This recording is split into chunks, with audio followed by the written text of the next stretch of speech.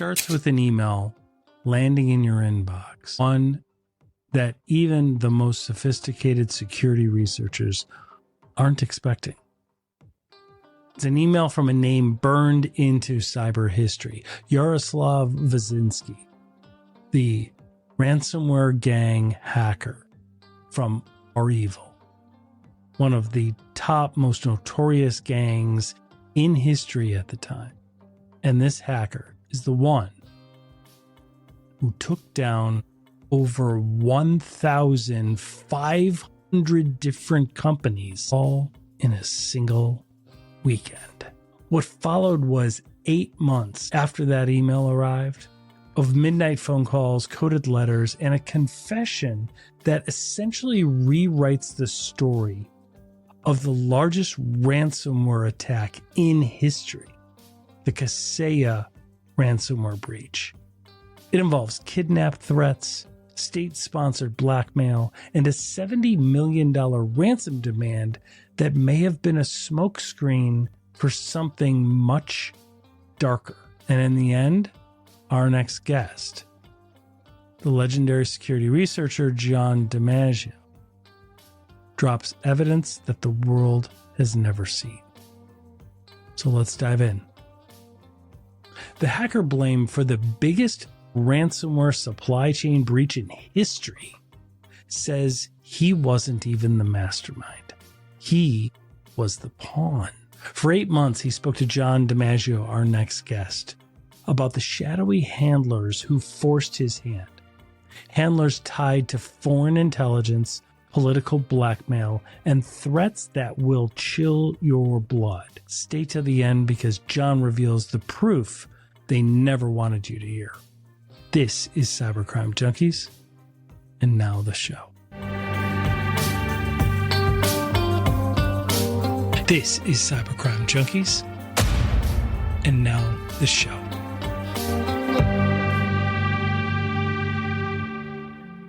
So an email arrived on a Tuesday morning in February 2025, just a few months ago. The subject line of the email read the following: Person in custody. Vazinski, Yaroslav. Inside was a single automated message that said, "This is a system-generated message informing you that the above-named individual is in federal custody and seeks to add you to their contact list for exchanging electronic messages." It's not the kind of message you expect to find in your inbox, but it is the kind that reminds you of something. And that is this. Something big is about to happen. So do you understand, and for context, Yaroslav Vazinski is the former Rievel affiliate, the digital mercenary known as Robotnik, who executed the devastating Kaseya supply chain attack that compromised over 1,500 companies all in a single weekend. The impact of Rievel ransomware, their attacks triggered a direct in-person meeting between the sitting U.S. president and Russian President Vladimir Putin. It wasn't just another ransomware incident. It was the largest ransomware supply chain breach in history. The damage from the attack impacted 17 different countries and forced schools, pharmacies, and the entire supermarket chains offline.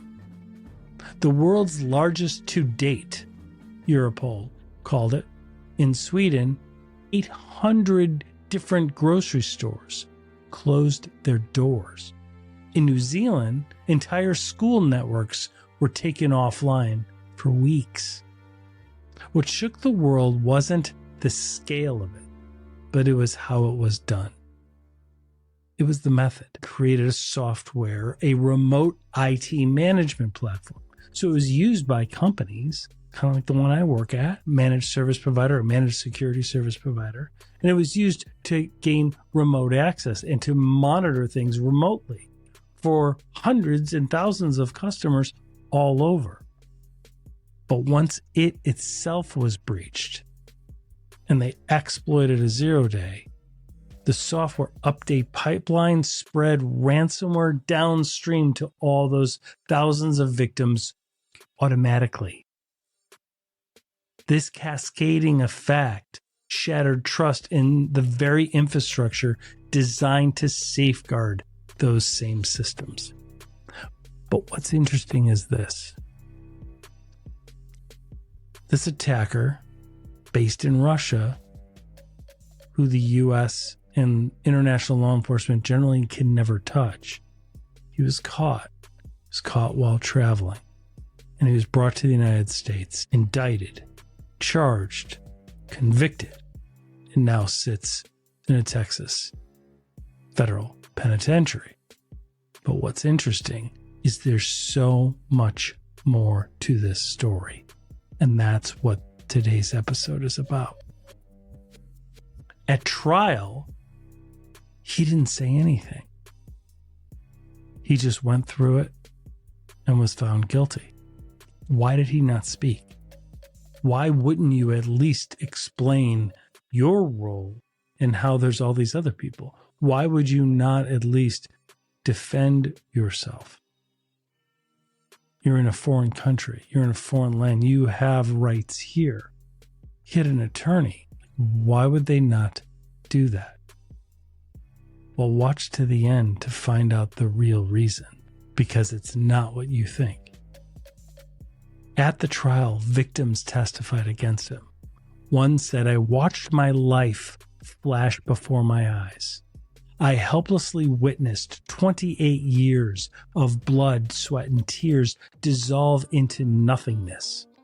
I pondered the onslaught of lawsuits that would follow, the termination of business, the lost contracts, and the massive cleanup costs headed our way." Another witness described the psychological toll that this had. "The psychological impact on me," he said, "and my business partner, our entire team and their respective families, was enough to push normal people into very dark places. We even contemplated our mortality." What they're saying is this drove them to thinking of unaliving themselves. And then a witness testified that while deep in the ransomware recovery efforts, his phone rang. His father, who had been suffering from advanced Parkinson's disease, had taken a sudden drastic turn. And by the time he even reached the hospital, it was too late. He was busy dealing with this rather than spending his final moments. And at the trial and the sentencing, he testified, Yaroslav Vazinski's actions had consequences. His criminal impact and acts affected my family in a way that will never be forgotten. I was denied the last few days of my father's life, days I normally would have spent at his side, providing comfort and love. And despite all of this, Yaroslav Vazinski said nothing at trial. Absolutely nothing. Why not? Why not explain and tell some context so you can defend yourself or get a lighter sentence? The answer, well, it's as shocking as the ransomware attack itself. Watch to the end to find out why. No statement, no explanation, no insight into our evil until now.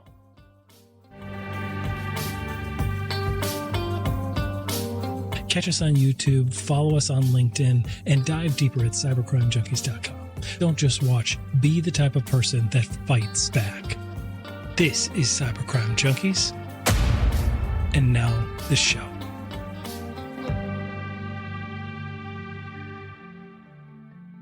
To Cybercrime Junkies, I am your host, David Morrow. In the studio today is a friend of the podcast, author of one of the coolest cybercrime books on the planet, The Art of Cyber Warfare, an investigator's guide to espionage, ransomware, and organized cybercrime. It usually sits right up there on my bookshelf, right next to Cyber Recon. but it is in my hands. We've talked about it on past episodes, but the one and only former NSA analyst and now leader at Analyst One, and somebody who's going to be releasing a never before disclosed exposure and undercover investigation and incredible insight that's going to be released and discussed next week over at DEF CON. We are getting a sneak peek into it, but this episode will not be released until after it is published. The one and only John DiMaggio, welcome to the studio, brother. Stay with us. We'll be right back. Most business leaders have a fatal flaw which results in their growth being interrupted or stopped terminally.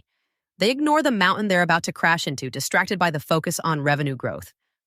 Until it's too late. Don't become another fatal business statistic. Keep your cybersecurity modern so you can grow without interruption. Stay competitive. Get NetGain.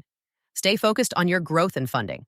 While NetGain keeps your technology always available with expert-level cybersecurity services to stop breaches in their tracks, all at a fraction of the cost of managing it yourself. Don't wait for a technology disaster to interrupt and cripple your growth. Speak with a specialist today.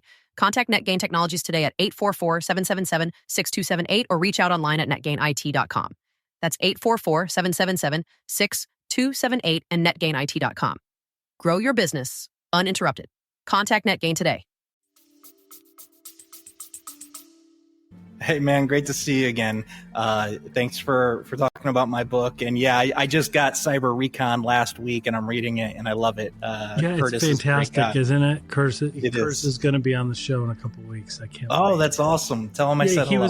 I will. I knew he knew you, and he was going to be on a couple of weeks ago, but I hadn't got the book yet.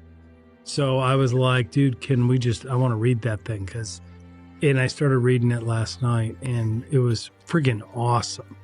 He's one of my sounding boards for my work. Yeah. So as I'm going through all this and I'm trying to figure things out, Curtis is somebody who I go to. So he helped me a lot on the back end with this research and navigating those. There's a lot of personal stress, anxiety, everything that goes along with doing this stuff. And yeah, he helped me a lot with this, but yeah, it's a really interesting story. You know, do you mind if I just do a brief intro into what basically the content is? Yeah, well, I just want to set this up. I just want to explain to everybody. So your book is on cyber warfare, cyber espionage, everything from nation states to ransomware gangs, etc. And then half of it is really for business owners and non-technical people. And then some of the other stuff is very tactical from your NSA days. And it's very interesting. So great book, pick it up. And then you also have the Ransomware Diaries, which have been a whole series published through Analyst One. They're absolutely incredible. You went undercover, identified, helped disclose the Lockbit group, one of the most preeminent, and you were talking with them and some of their affiliates back when they were in their heyday, launching ransomware across the board. What is this new revelation and this new piece of work about? Walk us through, set it up, take it from there. Yeah, so I'm all done with Lockbit and moving on to new research. In February of this year, I got an email that I almost deleted because I thought it was spam. Was it from me? Was I pretending to be like a Russian ransomware? I've got you on a block list, so okay, I knew it wasn't. I figured I didn't think my emails went through anymore. Right. No, so it was actually from, it was called, the domain was called Cores or Cores Link, something like that. And the title of it was Correctional Inmate Yaroslav Vasinski Communication Request. And wow. And I knew the name well because back in, I don't know, late 21 or 2022, I had written like a 50 or 60 page report on Rievel, and it covered Vasinski. So when I saw it, I wasn't sure. So I checked out the domain. It was legitimate. And rather than click the link, I just went to the domain, created a legitimate account. And sure enough, once I had my account that matched my email, there was a message. And it said, hey, I want to talk to you. So now, I was. For those who don't know, I'm just going to pause you once in a while just for context. So Rievel is one of the former most prominent ransomware gangs. Something happened, and a few years back, the FSB in Russia, because we always talk about how these guys, nobody ever picks these guys up as long as they don't attack like a CIS country, the former Soviet Union, the former USSR. But they recorded video of like barging down in true Russian fashion, like barging down doors, putting guys in handcuffs, and do all this. And that was really the takedown of Rievel. And you had written about it. I remember seeing it, reading it. But so this is that guy, and he's in prison. And where is he in prison in the United States? Yeah, he's here in the U.S. now. So, that takedown, my opinion, was more for geopolitical views and perception. Wasn't it right before they launched into Ukraine? It was. Didn't they did that? It was right like a month or two before that. That's absolutely correct. And there were a couple of key players in there, but a lot of those guys were either affiliates or launderers, things like that. And I got a lot of good information on what actually happened with those guys in Rievel during this research. But I guess most important part is Yaroslav Vasinski is the hacker who was convicted of being behind the Kaseya attack, and Kaseya is an MSP. And what happened is when they were attacked, their pipeline to all of their customers that was designed for protecting them was leveraged to introduce ransomware that locked up all these systems from around the world. You had critical infrastructure, you had schools, hospitals, businesses just taken down in the blink of an eye, and it was a big deal. Yeah. So we've had Robert Ciaffi is a owner of a MSP out east, and he does a lot of talks, and he talks about this. I believe his was tied to the Kaseya breach, where a lot of IT companies use these tools for remote access and stuff, and they were using Kaseya. These guys went in, exploited, either was it a 0 day or not, but it was a 0 day. It was a 0 day. Yeah. So Kaseya hadn't been able to patch it yet. They went in, and then from there got to all of the different IT companies and all of their clients, and then encrypted all of them. And then ultimately this guy, what's his name again? I know his name. Vasinski. Yeah. Okay. And he was eventually apprehended and taken down. Yeah. He told me, the attack took place. I was July 1st when it actually was executed. I'm sorry, July 2nd when it was executed. It started on the 1st, but it was actually executed on the 2nd. And that actually happened because Kaseya was about to do an update, and they were worried that might fix the bug that was the vulnerability that they were going to compromise. So there was actually a rush to do it at the last minute because they assumed, and they were probably right, that fix would be taking place over the 4th of July weekend, where it would have limited effect on businesses. So yeah, that was the reason that it happened so quickly when it did. For them, it was quickly because, again, it was supposed to have happened a month prior to that, and it didn't.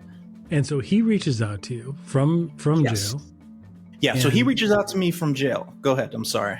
No, I was gonna say he pled. Did he plead guilty? They didn't try. He did. He pled guilty. He never testified. He never spoke. He didn't say a word then or after. And he gave me a lot of good insight. Our guest, like all these guys, and I encourage you all to go back and look at some of our other episodes with Johnny, because these guys talk to you. You're like their priest or their psychologist. I don't know what it is. It's the East Coast Italian thing. You just like, I like talking to them. You can come talk to me. Who am I going to tell? I'm just an analyst, right? And meanwhile, you're like writing a book on it, and you're like explaining. I always tell them when I'm going to write about them. There's actually a lot that I don't write with these guys. That. Yeah. But when it's me, I got to be upfront. It's one thing 100%. If I'm using a persona, but when it's me, I got to be upfront. So, but when he started talking to me, I wasn't going to write it. He was actually, all right, so let me take a step back. I got the first email from him. I made contact. I asked him, what is he wanted to talk about? And he was very upfront. He had already was talking to another mainstream journalist at a large publication that he was working with or going to work with telling his story. And, one of his second or third emails, he started talking to me about things I didn't expect. One of the first things he mentioned to me was actually ransom recovery scams. And he was asking me of why they're not, charged and why the government doesn't, or law enforcement doesn't go after them. And he told me a story that there were a handful of times where he would be negotiating with one of his victims, and the negotiator would ask him to go offline to some other medium to talk. And usually when that was asked, it was one of these recovery companies. And in it, they would essentially, they would ask him, what's the price? They'd negotiate. And then a week or two later, he'd read in the news, though, a few weeks later, that it was like 3 and 4 times what he actually charged them for the key, for the decryption key.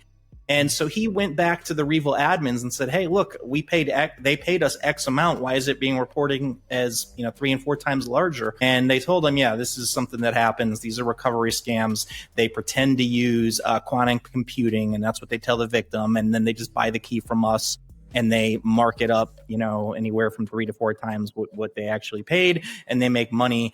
And he didn't say this, but I later connected the dots. The reason he was asking me about this is because part of his sentencing was he has to pay back in restitution $16 million. And my belief is that number is based on what was reported as the loss, right? So I think he believes that it's an inflated number. And I mean, he's already convicted, so I don't think and I wasn't at the time writing about it, so I can't think of a motive to lie to him about this, and he brought it up. That's very but logical. He didn't say this, that makes perfect sense. And so for listeners, let's explain. An organization gets attacked by ransom. They have their cyber insurance, their forensic guys come in, their initial first responders. We do some of that work, by the way, like the group that I'm with now, that we're first responders. It's fascinating work. Like it's remarkable. Oftentimes there is a negotiation firm, and there is a recent article that I read, and I'm sure you saw that, where one of these guys that was working for one of the firms in Chicago, he's being investigated by the DOJ for skimming, meaning they would do something like this. They would say to the victim, it's going to be $3 million, whatever the number, it's going to be $3 million. Meanwhile, they've already negotiated with Russian ransomware gangs or wherever they're located, depending on the breach, for 1.5 or for 2, and they're keeping the extra, right? And I don't need to tell anybody that, but that's terrible and needs to stop now, because that's bad. That is bad all over. That would be like an emergency room or a ambulance driver coming to the scene of an accident and being like, well, we're going to take a piece of your bill, or we're going to you know what I mean? Like we're going to steal money out your wallet while you're in the back of the ambulance. Yeah, exactly. You're there to help. Like those guys need to be thrown away. Like that has got to stop. So and I want to say, because this is big. This is, when you heard that, you were probably like, holy crap. Like this is a big deal. It is a big deal. And I also think it's important to say that 95% of negotiators are legit. And it's very easy to tell. When you go to these recovery companies' websites and they talk about quantum computers, you should know right then it's a scam, because this technology doesn't exist. Exactly. Yeah. Is that what they said? They literally were like, we use it's on their websites. Computers. It's on their websites. Really? I went and researched it when he said it. It's literally on these companies' websites. They're complete frauds. Crap. That's fraud. Like it doesn't exist, because if that existed, attackers, the ransomware gangs would be using it. Like what quantum computing does is it decrypts everything. Like all of the encryption that we know of goes away when quantum computing actually becomes real. And it's a matter of years. It'll happen eventually, but then the defense to that will happen, and it'll just be an industry pivot, right? And it's not going to be one of these companies. It's going to be a government, with vast resources that develops this. It's not going to be some people that are recovery like companies. 15 guys in an office. Yeah. Right. Yeah, exactly. So, that's awesome. So that is big. So when you hear that, that must have really triggered you to be interested. It did. His next conversation was actually about SolarWinds and Kaseya. He wanted to know why SolarWinds was prosecuted for not having their security guidelines up to where they were supposed to be as an accredited organization. There's supposed to be specific standards that are met. And he saw this same logo and claim on Kaseya's website. And according to him, they had default passwords, really weak passwords on public-facing infrastructure and things like that. I can't confirm whether he's telling the truth. But again, if anybody would know, it's him. And at this point, the dude's already in jail for 13 years. He's convicted. Got no reason to he's lie guilty about that. Yeah, he's got no, and think about it. He's got no reason to say they made it easy because they had admin as their password or 1 2 3 4 5. Like, there's no reason for him to say that. It's much better street cred if he goes, it was brutal. It took vast amounts of skills for me to, to break in. So it sounds very legit what he's telling you. Yeah, correct. Yes. And one of the things I did when I started talking to him is, I got in contact with some of the investigators at the time, law enforcement, and I talked to them, and they gave me some information that's not public, and it's still not going to be public. But I asked him questions around these non-public facing facts to determine if he would tell me the truth or not, and he did. And then later, I would reword these questions in different contexts to see if any of the answers would change, and he didn't. And I did this to evaluate him, to sort of get an idea of whether he was telling me the truth. And in all of those cases, he was telling me the truth. That's incredible. That's incredible. So where did it go from there? What happened next? So we started talking. He would have 15-minute calls, if that's what the prison allows us, these 15-minute calls. He would call me, we'd email, we started talking a lot. Like, every day we would either email or talk. And eventually he asked me if I would be willing to, write an article on research around him if he told me his story. And going back to originally, he had this much broader, well-known journalist. I actually recommended to him that he go that route, but he felt that he told me a quote. He said, from where I'm from, there's an old saying. He's like, don't take a bet from the person offering you a bet. And I'm like, I get it, but I'm telling you, this person's going to give you broader coverage. But he didn't feel that he was like, all the bad guys that I know. You talk to the same people. You go in the same circles. You're going to understand the technical details. I would just rather give the information to you. He speaks well in Russian, but writing it, in English, but writing it's a little bit broken. He just felt that he was more comfortable talking to me. So I said, okay. And we kind of went from there. So you got the exclusive from him. So wow, that's impressive. Yes. And months, we talked so much, not just about that, about his life.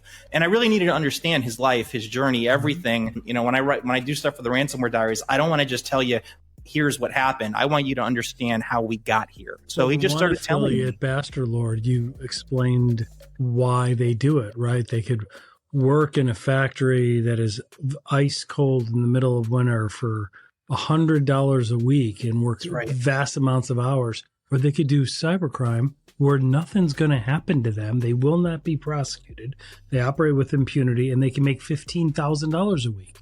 Why would they not do it? And one thing I point out when I'm talking to people, because people don't get it here in the U.S., and that is, you have to understand, these guys grew up with their mom, their dad, their grandfather, all teaching them we are the enemy. They are the good guys, and we are the enemy. And so that's part of the reason there's a lack of empathy when they bankrupt us or they do things, because they still feel like they're doing the right thing, or it's no harm, no foul. And so that gets into the mentality. 100%. You're dead on with that. As Vasinski really opened up to me, he told me this most amazing, crazy story. And as I tell you this stuff, it's going to sound pretty crazy. But if, when you go read the report, you'll see many more details. Just in time, I couldn't possibly tell you every detail. But there's enough there that led me to believe a lot of what he said, though there's a lot of it I can't validate. But he told me a story. And the story basically was, he started in his early teens on one of the main Russian hacking forums and looking for work, and he got into minor stuff, and that evolved into doing eventually large-scale denial of service attacks against VoIP systems and taking down companies for VoIP. And then he started getting requests for work from what he later believed that were from Russian intelligence agencies. And he said they were often around election times, not just the US, but in other countries as well. And he started to be able to determine how to know it was them, because they would come to him, they would talk to him, and they'd ask a ton of questions and details. And then they'd disappear for a few weeks, and someone would come back with a different persona and ask for the same job and be ready to pay for it. And then later he would see headlines and things and realize that he was doing work for an intelligence organization. Wow. And as that relationship progressed over time, they essentially came to where he was working for them primarily. That was where most of his work was coming from. And when he started working for ransomware, they really became interested. And the way he got into ransomware was he actually found a way into a ConnectWise server that connected to all these remote systems from corporate organizations. And he posted it up for sale on one of these forums, and he was only asking for $300. And he got a message from an account by a name that I know well from when I was working with Basterlord. His mentor, Lalartu, I struggle with that word, who's well known for being, he was one of the key guys in the GanCrab ransomware group. And then Rievel, he's the one who recruited both Basterlord and Vasinski into that group.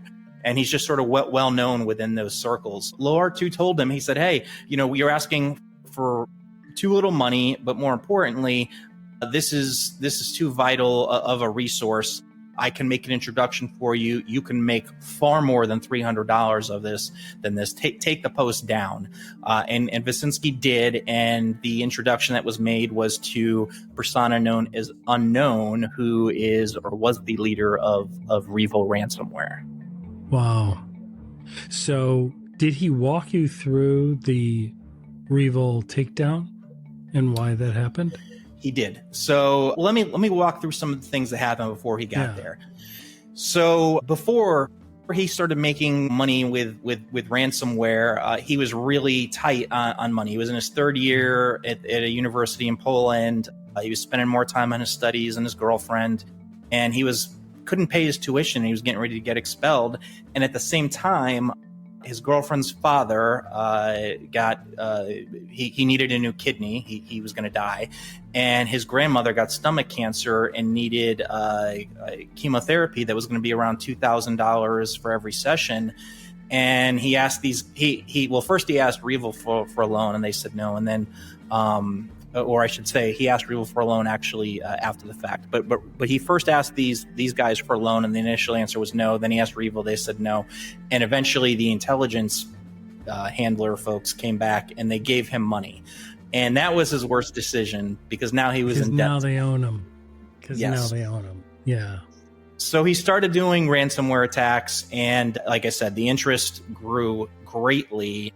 I don't think anybody realized how technically in depth he was in his understanding. He's one of the smartest people I've probably ever come across on the criminal side. He's extremely intelligent. Yes. Yep. And he got a lot of success very quickly, and Rievel brought him into their inner circles. And he got to a point where, he paid his tuition and he had some money and paid off his debt and got his family as much taken care of as he could. Unfortunately, both his grandmother and his father died. His grandmother and his girlfriend's father died. Mm. And once that happened, this was about, a year later, 8 months later, that they actually passed. Once that happened, he started to think, maybe this is karma. I'm doing a lot of bad things. Bad things are happening to me. Maybe this is why. And he took a break from Rievel. He thought he was going to quit completely. Yeah. But when he walked away, his intelligence handlers did not like that at all. Well, I was just about to say, because it is organized crime to a degree. And like a lot of people that get involved in organized crime, after they see the harm and it comes too close, they want to get out. But they can't, right? That's why there's a Godfather 2 and Godfather 3. Like, that's right. There's a reason, right? Like, you can't get out. That's the whole point. So, but I imagine that certain ransomware gangs don't really care. They're opportunistic. They might let somebody out necessarily, but the FSB or the Russian intelligence group, whoever it is, they probably won't. That's my guess. That's correct. And, especially once you're in debt to them. But he said no. At first, he said, no, I'm not doing anymore. And he was coming back from Poland, where he was at university between semesters. He was coming back home, and he landed at the airport in Kyiv. And when he was when he was walking through the airport and had to go through customs, they stopped him and they brought him into a back room and they started grilling him about who he was, what he does for work, why he's coming there, all that sort of thing. And you know, he felt like something was up, and he became abrasive with them and was saying stuff like, you know, if you're going to arrest me, then arrest me. Otherwise, let me go. And they took out a phone, not his phone, but they took out a phone, and they showed him screenshots of a Telegram conversation between him and his alleged intelligence handler. And he knew right there that he was fucked. Yes. He knew he was in trouble because, according to him, the only way they would get that is if his handlers would have shared that. And he believed that this was before the war, and he believed that the level of corruption in their access would allow them to do this shakedown, and that this was part of that. And towards the end, they ended up giving him a summons where he would have to come back, but there was no arrests. And when they were right before they let him go, one of them told him, "Hey, you're in a lot of trouble. You better contact the right people to get you out of this." So he knew what was happening. Mm-hmm. And once he got out, he got home, he called these guys, or I shouldn't say call. He messaged these guys and he said, you know, "Hey, what's going on? Why is this happening?" type of thing. And they told him, "You work for us now. You owe us. You're in debt. You need to get back to work. We have another job for you." And I asked him if Rievel had connections to Russian intelligence, and he told me 100% yes. And when he said to feel, were you surprised by that? Were you surprised? I wasn't surprised, but it's kind of confirmation now from somebody on the inside, which we had never had. Exactly. Correct. Yeah. And so essentially he said to them, I'm out. I'm not going to do it. What are you going to do if I don't do it? What if I say no? And I don't know if you want me to use the exact words, but yes, please. We can always edit them out later.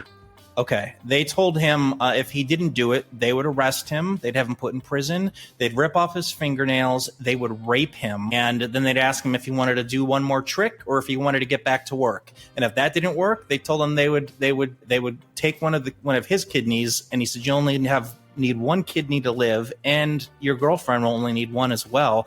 Think about your family too, and make a wise choice." And at that point, he was really, really scared.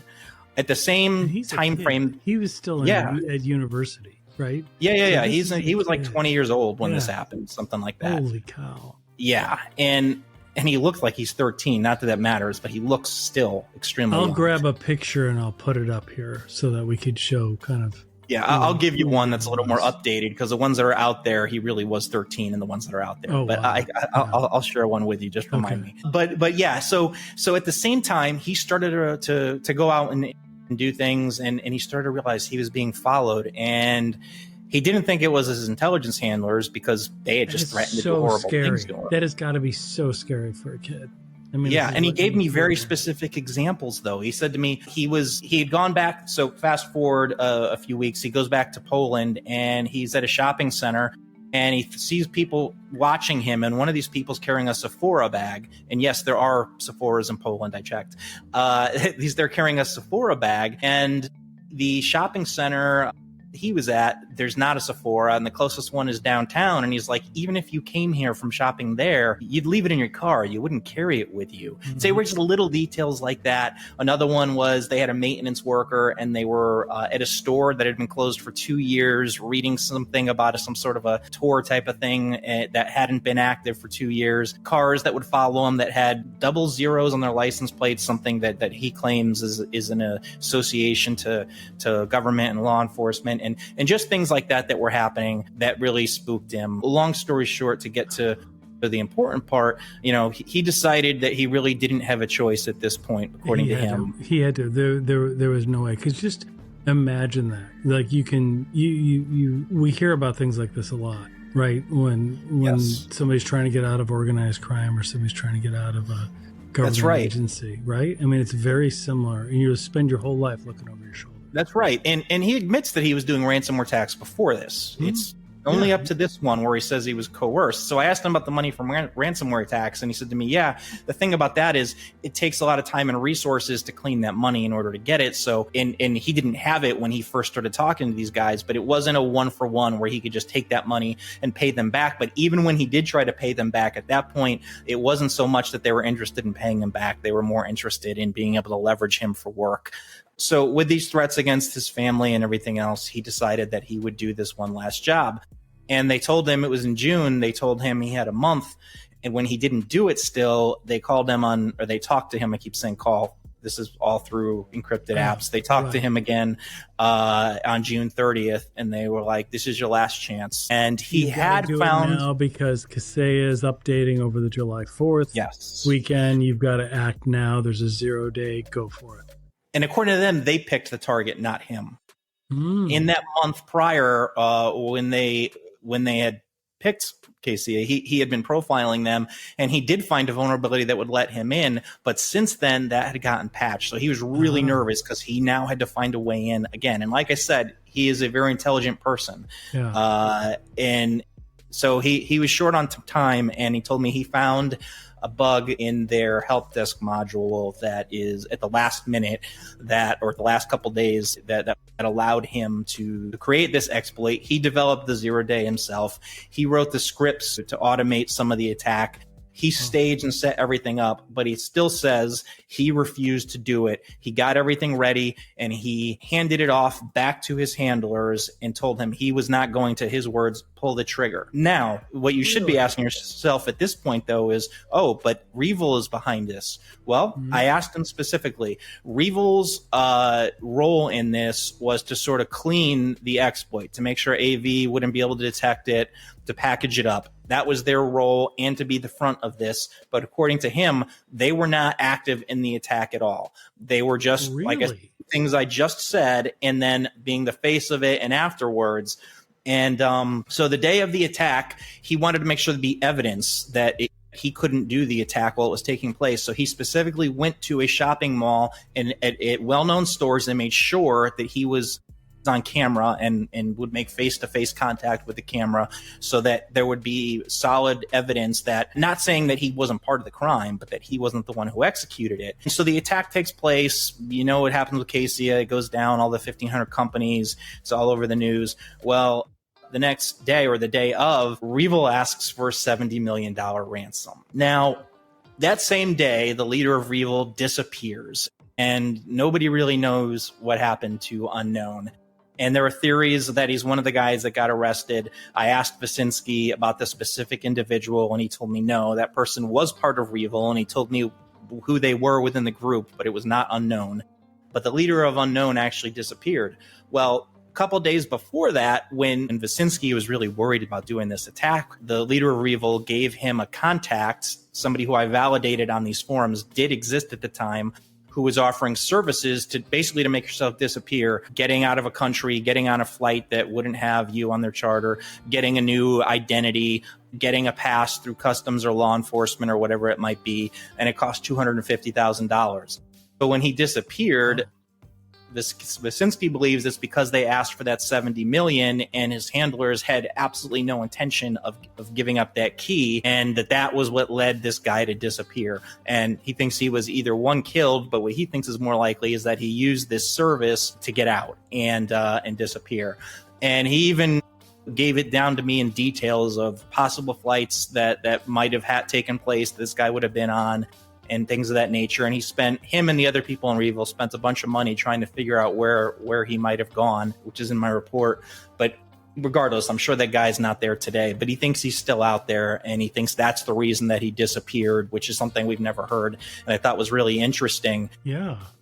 But yeah, according to him, so Kaseya was picked by this Russian intelligence service, and the whole point of it was disruption, damage, gain access to critical infrastructure, extort some money, possibly, right? Yes.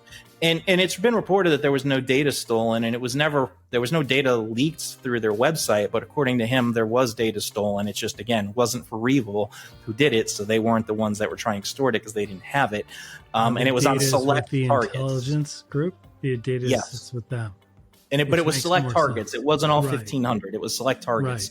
Right. And so, yeah, according to him, that was the whole point of this. And it's funny because at the time, President Biden was on record quoted saying, if Russia had a hand in this, we will respond. And, you know, it was decided, at least from what was reported publicly, that they didn't, and that it was all cybercrime. And now, from what he tells me, it sounds like, in fact, it was. Yeah, exactly. Wow, that's big.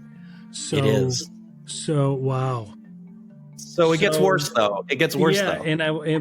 But one question that comes to my mind then is what happens next? Like, what do you think? What do you anticipate will happen when you release this?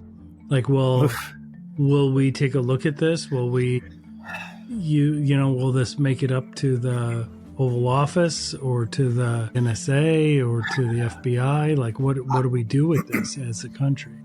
So I've already shared it with law enforcement and some of the intelligence agencies, and I haven't gotten much of a response, though. Now is where I am today, no longer working for those agencies. I don't know how much of a response that I would be a part of. You'd be privy to anyway, yeah, even if they are going to do something. But my perception is there wasn't a lot. This is kind of a closed deal.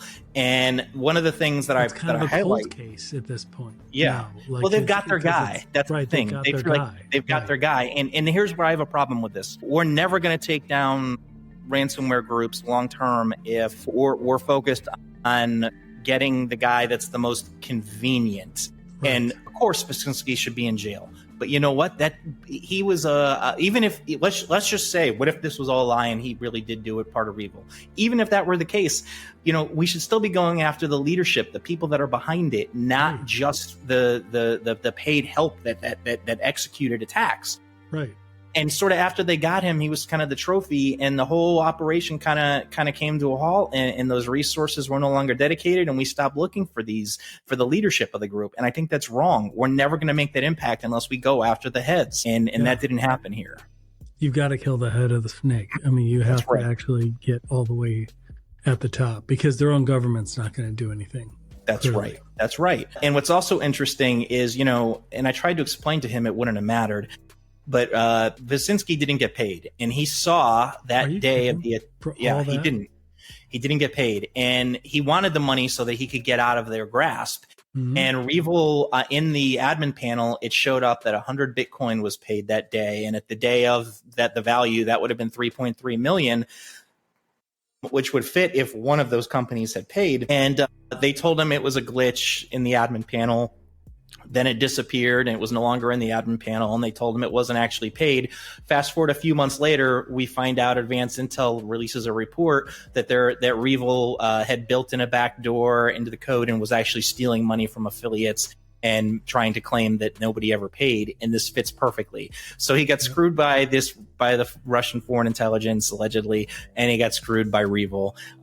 This guy's been screwed a lot. It really is crazy how many bad things have happened to this guy. But, you do bad things happen to you. So I don't feel bad for him, but I do think we should have still went after the heads of this. Yeah, 100%. And I mean, I always feel bad for the organized crime guys that wind up in the back of a trunk shot up, right? But then again, if you get involved, like, that's one of the risks. Like, that's right. It's in the entry. Well, as soon as you open the door, you're like, well, this could happen at the end. So just be careful if you're coming in. Right. And when he, got his lawyer and everything, the first thing they told him was, one of a family friend already reached out to us for you, and negotiated sort of a discounted price for us to help you. We're very familiar with your case, type of thing. But they didn't have a name, and, he's convinced that was affiliated with his handlers. And, this is a law firm who specializes in criminals and Russian, intelligence operatives. Some of the big names, the gentleman, I can't think of his name off the top of my head, but the guy that was swapped for the basketball player. Greener, something like that. Oh, yeah. Yeah, they represented this person and other people. Okay, so they've got connections. And of course, I'm not suggesting that they're not. That's just their job. When you have a defense attorney, they represent criminals. I'm not suggesting they have any part in this. What I'm trying to get at is, they specialize in representing these type of criminals. somebody had contacted them ahead of time. He's like, it wasn't my family like this person told. The law firm obviously doesn't know who it really is either. But it does introduce the question of, maybe they were trying to get him, some representation for this. And, when the firm represented him, they were like, there's so much evidence against you, you should just take the guilty plea. He did, but that also meant, not talking, and he never said a word about exactly why they what they negotiated. wanted. That's exactly why they reached out to the attorneys first. Yes, that's correct. Because they're like, we will pay you, boom. But he doesn't talk. There's no public statement. Well, Basinski had to pay for it himself because his family had to sell everything they owned to pay for this. So yeah, his mother and stepfather, even his girlfriend, they sold like their houses, their cars, They took bank loans. Yeah. So it's not just him that's he might be in jail, but his family is suffering from, these choices as well, unfortunately. And, it's a bad situation. And I asked him, I said, well, aren't you afraid to tell this story? Like, what's going to happen publicly? And his response to me was, I'm already afraid. At least if something happens to me, people will know what really happened to me, and that I'm not as bad as, he said, I might be bad, but I'm not as bad as people believe that I am. Yeah. Type of thing. So, it's just one of these stories that's just crazy with all the twists and the turns that took place in it. The surveillance, the FSB hand. I'm sorry, I just cut that out for me. Yeah. It's a crazy story with the intelligence handlers. It's just the intelligence handlers. Nobody knows what agency. He wouldn't tell me the specific agency, so I don't want to make the assumption. Of course. But yeah, and he wouldn't give me names when I asked him names. He told me he's not going to put that on me or him, because if he does that, he's definitely dead. because then his life is in jeopardy, so could be yours, because right. And so that was actually pretty cool that he's like, I'm not telling you. Right. And not because if he did, me, I'd be reporting it if he did. Yeah. And it's just, that's a smart, like, you don't want to know that stuff. Right. So, right. Okay. So, wow. So did he explain why they took down Rievel? Like, why did they, what happened? Yeah. So, with the fallout of the attack and with the leader disappearing suddenly without the head there, nobody knew what to do. So they decided, with all the heat, with their leadership gone, they should take the servers down. And that's what they did. And this was confirmed several months later in September, when somebody else took over and restood the servers up. That person, so before the attack, he had a meeting, which he said has never happened before, on Tox. It's an encrypted communication app. They had a meeting with him and 4 other people at Rievel, and he said, this is not the norm. This never happened before, but it was essentially to discuss this handoff and what their role would be and how everybody should react. And one of those people was a guy named One Day. It's 0_New Day is his handle, but One Day. And he was the one who was a back-end developer and did a lot of the stuff with their cleaning their exploits and things like that. But he's the one who had all the keys and had all the infrastructure backups. And according to Basinski, that was the only reason this person became the leader, is because he's the only one that had the access once Unknown disappeared. And this was confirmed in a post by One Day on one of the forums explaining this. So that part we know is true. But they tried to come back, but there was so much heat on them. And then the article came out from Advanced Intel about the back door and them screwing over affiliates, and they presented code for evidence, and that was sort of the end of Rievel. There was a second coming of it, but that wasn't the actual group. That was someone who had bought they sold the builder to and some of their resources. That person wasn't actually associated with the original group, and even that lasted for 5-6 months, and that faded off as well. And for those that don't understand, all these gangs have a brand. They have a application, they've got a platform, they have systems in place, and then when they dismantle, that name still has street cred, it still has value, and so other groups try and rebrand it. It's kind of like Toys R Us stores closed, but now they're opening up inside of a store, and they basically just sold the license and the name. That's right. Right? That's right. So that's right. Stuff like that. That's exactly right. And then eventually it was started to be used by, my opinion, the Russian government. We started to seeing Rievel's payload being used in the against Ukraine targets, and this was over a year later. And right. Total different tone, theme, more hacktivist.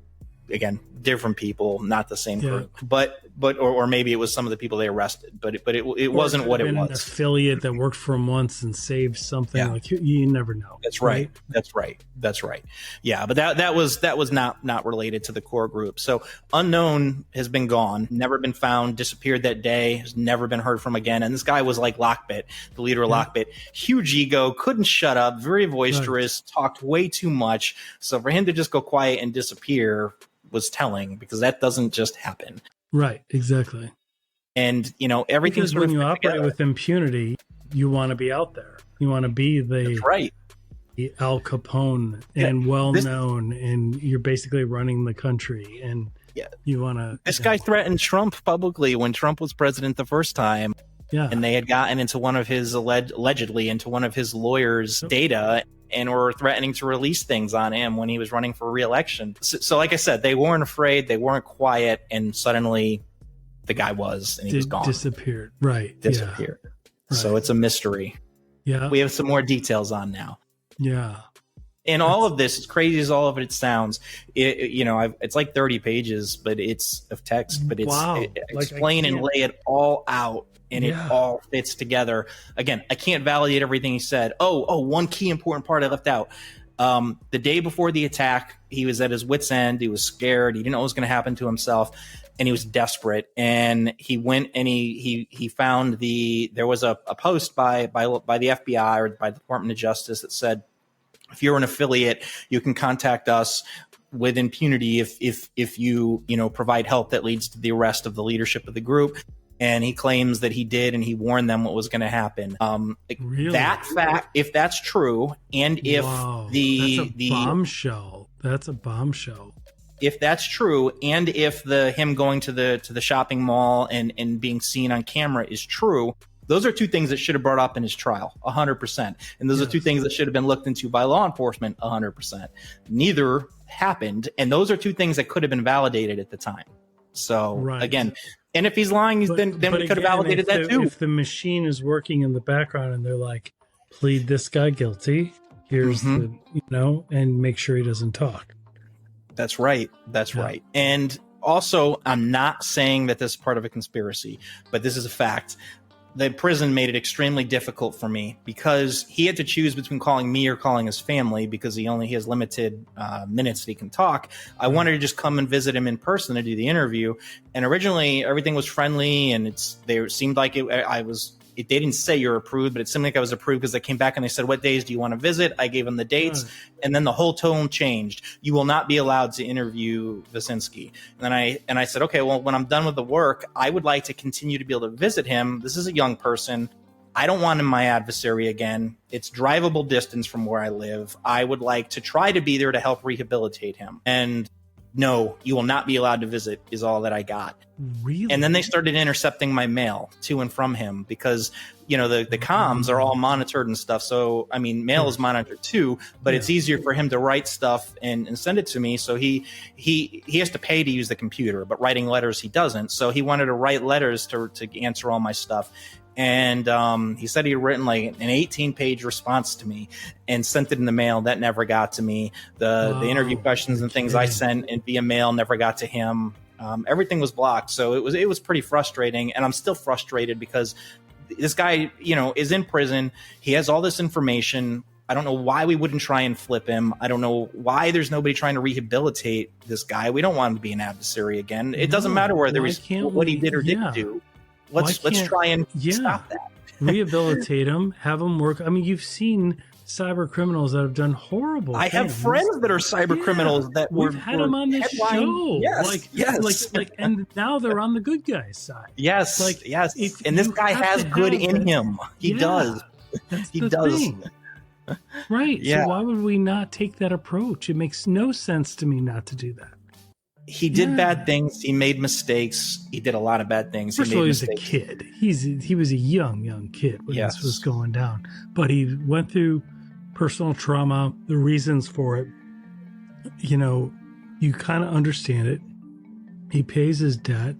Give him a chance to earn that back. And he'd be able to think of the help that he could give us.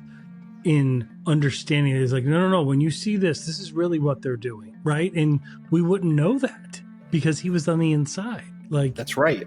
That's right. Yeah. And one of the other things, and a lot of people are going to disagree with me on this, one of the other things I have an issue with is because he has so much restitution to pay back, he works in the prison. He makes a whopping $26 a month. 25 of it's taken for restitution. The problem is he only gets $1 left, and that's what he has to use to buy things like soap and basic things. And soap and all that stuff. Yeah. Yes. That's ridiculous. Yeah, but the real issue is his family and people you can't just like send the guy money. His family can't just be like, oh, here's money for that stuff because he's sanctioned. Right. So they can't send him money. So it's a tough situation. And again, I'm not asking you to feel sorry for him, but he's still a human being. We should be trying to rehabilitate him, but he should have the same things that every other criminal. If a murderer or rapist can get soap and things that he needs in prison, then so should a cyber criminal who did not ever do anything that was a violent crime. And again, I'm not trying to sound like I'm empathetic to what he did or to make it lighter. I'm just saying we should treat him the same way we treat other criminals that are in prison. Here's the thing. So and I've had this comment made about us, like, oh, you guys are glorifying cybercrime. I'm like, no, we're not. Being empathetic and understanding is not sympathy.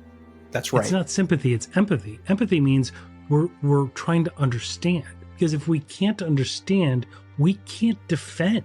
That's right. Like, this is a new age of crime. Like, if you can't empathize with it and understand why are they doing this, then you can, like, once you get that, then you're like, okay, let's defend this way now. And it changes because now you know what their motivation is, their modus operandi, their TTPs, etc.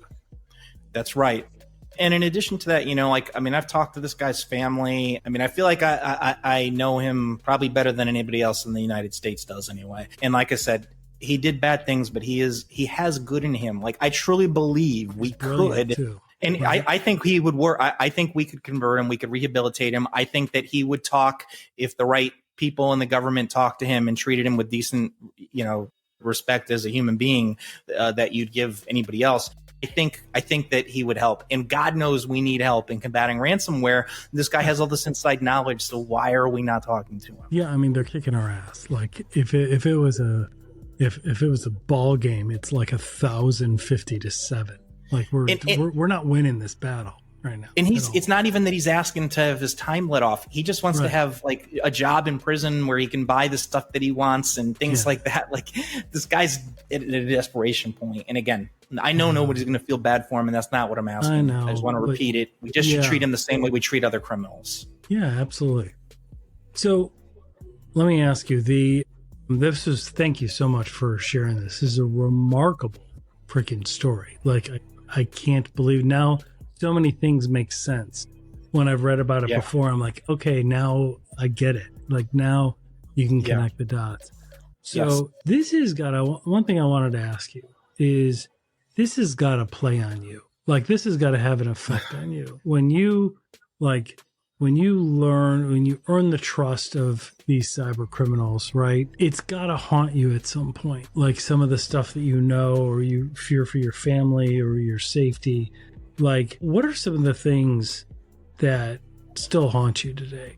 Like, well, it takes a big toll. One of the hardest things for me actually wasn't that part, though I am going to address that part of the answer. But one of the things was just, I've got to know this guy so well, like separating the person from the crime. Like, he did bad things. Right. Clearly there's some ethical issues there. So it's sort of separating that and making sure I stay on task of remembering he did do these things. He's not innocent in this type of thing, but still maintaining, an empathetic approach and not trying to judge him, but more trying to get the relevant information so that I can help us defend better against it, understanding the human side behind the attack, understanding the details and sharing what really happened that day.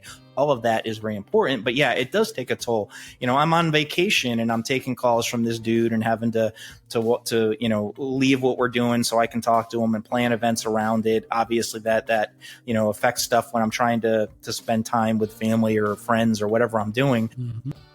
And yeah, as far as the safety thing goes, it's kind of this, I accepted that a long time ago when I started doing back when I did undercover stuff, and as well as when I started reporting, when I'm actually talking to some of these guys. I've had death threats before and things. So I feel like I've already crossed that boundary. So I continue to do it. But of course, it's something I think about. And of course, there's a massive amount of anxiety and stress that comes with that. But I feel like I have the opportunity to make a difference. So I do.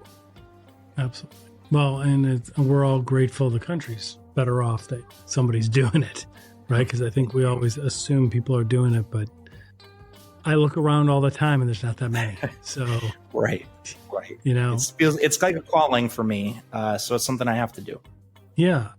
So one thing I wanted to ask you is there's a lot of myths and misperceptions, right? So when people that aren't in this world and they think of ransomware gangs or cybercrime gangs, and they probably picture what Hollywood has depicted as, kids in hoodies on laptops, like doing stuff like that. What are they dangerously underestimating? Their technical capability and reach. I mean, this is proof that these people, many of them kids, like, are smart enough that they're actually able to get by our defenses. And I think that we discount, because a lot of people are so young and they don't have real world experience, that they won't be able to do these sort of crimes. And right. we're clearly wrong, because it's happened time and time again now. Yeah, absolutely. And then people always ask me, like, well, why can't we just arrest these guys? Why can't we make this part of a treaty or something and just have them go in and get it? And I'm like, first you have to find out who they are, where they are, and most of the time they operate with impunity, don't they? I mean, right. when you were on 60 Minutes, you were interviewed and you were explaining, like, they operate with impunity.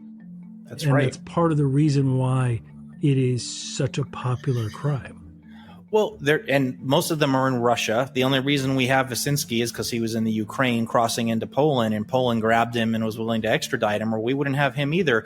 But again, this story basically explains it. If it's true that Russian intelligence was behind this, and if you were in Russia, obviously they're not going to play nice with the United States and give that person up, because that person would tell them. So these guys, they don't get arrested.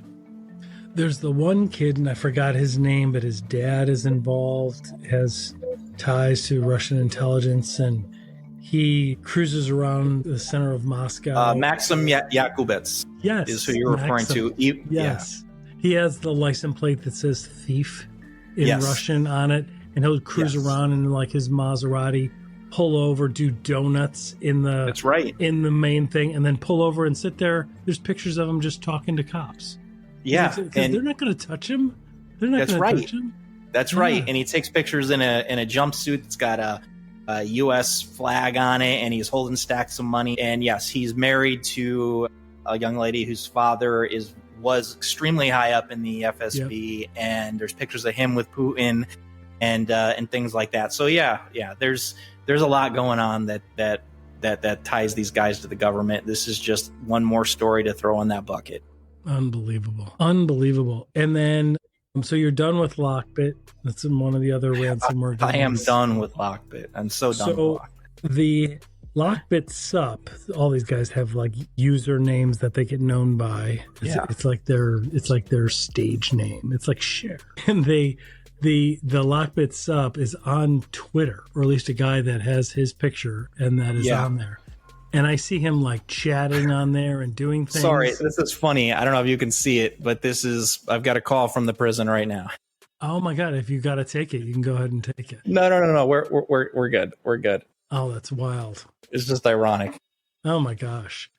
Yeah, I mean, this isn't live. This isn't a live stream because we're waiting until after you publish to release this. So he doesn't know that we're talking right now. No, I mean, he knows that there's media around this. He knows what's going to happen with it. But yeah. I just thought it was funny that the phone rang from prison as we're talking. Oh my God, that's hilarious. Anyway, you were saying about Lockbit Sup. Yeah, so is that really him, do you think? And on Twitter? Yeah. I mean, he never used social media before, but then he got banned from forums, things like that. He said he'd never be on Telegram, and he is on Telegram. Right. So I don't know, because I'm kind of done with him at this point. Yeah. And so I haven't dug into it. So I'm honestly not sure if that's his real account or if that's somebody just, pretending to be him. Yeah. Yeah. Exactly. I just don't know. Yeah. So one of the ways you've gone undercover for these gangs, for some of these gangs in the past, and you create these sock puppets, basically avatars, like personas, right? That's right. And then walk us through, just generally speaking, without disclosing anything confidential, like how does that help you? Like you're able to leverage it and get information, and they can open up. You can pretend to be somebody like somebody that wants to be an affiliate maybe, or wants to be part of one of these gangs, almost apply for a job there so that way you can get inside the inner workings. Well, that's a remarkable feat. What I do is I'll talk to them as myself, and then to validate information, I have these fake accounts that are running those circles too, and then are on these forums. And when they tell me things, even if it's a lie, I'll take that information and either reframe it in a different light or present it to the people around them, or to sort of see what the reaction is or what they say. And that kind of helps me, one, get a feel for if what they told me is true. Right. But often their response will give me more information or give me another thread to pull on to fill in those missing pieces of what I don't know. And that's these days anyway, that's how I primarily use it. The last time I did a completely covert type of thing was before the Ransomware Diaries 1. But since then, because they all know who I am, I usually do a combination. This is the first time where I haven't done that combination. The guy's already in jail, so I just talked to him as myself. But normally I would do both sides at the same time. That's great. So you'll send me a draft of what you're working on, and then once it'll be published, there'll be a link so we can have, by the time this goes public, we will have a link in the show notes. So if you guys want to read John's writing on the story in a lot more details than what we were able to cover here, definitely check that out. And we will also have a link to one of the best. If you want to get into cybersecurity, this is the book to have. I'm just telling you, it really is it's really good job. Like you really did a good job. And I'm working on a new one. Story. Are you? Yeah. I am. What's it going to be also about? Cyber warfare, or what's it going to be about? No, I'm doing it same publisher with No Starch. Me and some other researchers kind of on our relationships with bad guys and the inside view that we've gained through very specific high profile attacks that have happened over the years, kind of talk and helped each other at the same time in the background and planning things out and doing stuff. That's great. So it'll be interesting. Well, we will have you on to discuss that when that thing's baked. Yeah, so, I'm excited about it. That's very cool. And so you're heading to DEF CON? I am. I've been working on this so much, I've barely got time to work on my talk. So the DEF CON talk's a little bit different. I brought in one of the investigators, John Falker, who originally at the time was a Dutch police investigator who was working this case and was able to flip one of the inside Rievel guys and make them an informant and things like that. So we're going to kind of split it. He's going to tell that part, and then I'm going to tell the Vasinski part. Oh, that's cool. And then, that's of course, the report's just going to be about Vasinski because there's so much detail. It'd be 100 pages if we had both. Yeah. So it'll be sort of a tag team for the talk. That's fantastic. Well, Johnny, I wish you the best, man. We will talk soon. Send me that so I can read it before I. I'll send it as soon as we're done. Post-production, and we'll go from there. All right, man. Thank you for having me on. Thanks, everybody, for listening. Johnny, thanks for all the work you do. I can't wait to see the book, and I can't wait to get my hands on this and read it. So this is a great story, and I'm glad that these guys trust you because, look at what you've done. Like you see the sense of fairness there. That's really key. Because that's the biggest thing I'm criticized about too, but you can't have it both ways. I don't get the intel but get their trust and not get to know the people themselves. Yeah, exactly. They're still humans. So they're still humans. You just want them to not hurt us. And if we can leverage their skills for us and for helping defend organizations, why not? I think everybody wins then. I believe 110% if I was able to get involved with law enforcement and rehabilitating this guy that we could do a lot with him. But again, there's got to be an interest there to do that. I know. Hopefully this hitting the world will help open some of those doors. Well, we will keep tabs on it. So thanks for all you do, man. Appreciate it. Yes, sir. Thank you.